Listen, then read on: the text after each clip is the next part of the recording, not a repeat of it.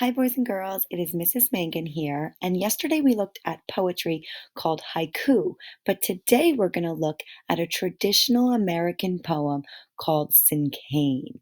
Now, Cinquain has been a poem form that has been around for over 100 years.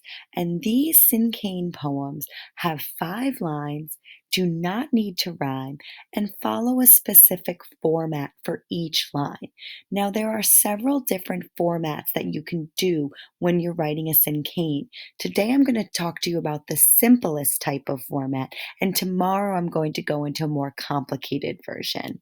So, fun fact, some people think cinquain is pronounced cinquain, but it actually is pronounced cinquain. So we need to remind ourselves what syllables are before we start writing cinquains. Now, I want to remind you that a syllable is a single unbroken sound of a word.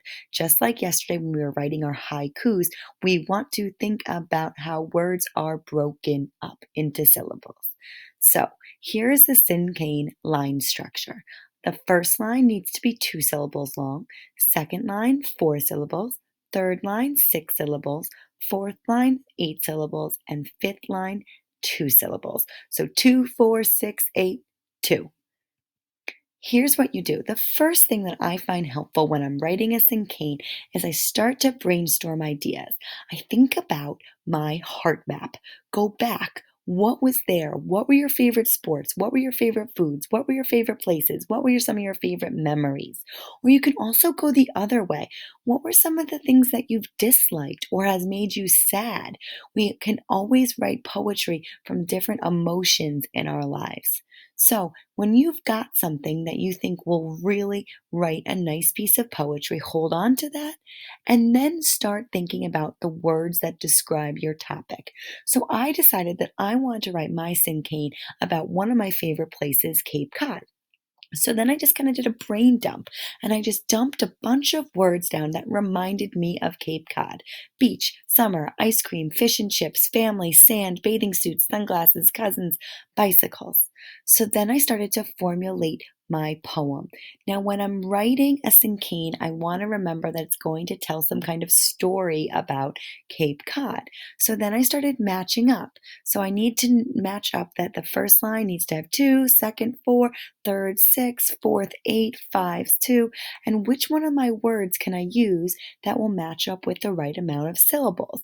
And I can add some other words in between to fill up the lines. So this is what I did. So cinquain poems are going to tell a story and they're going to be centered in the middle. So watch how I do this. So I came up with Cape Cod, summertime fun. I eat my ice cream, yum. It slowly drips onto the sand. Oh well.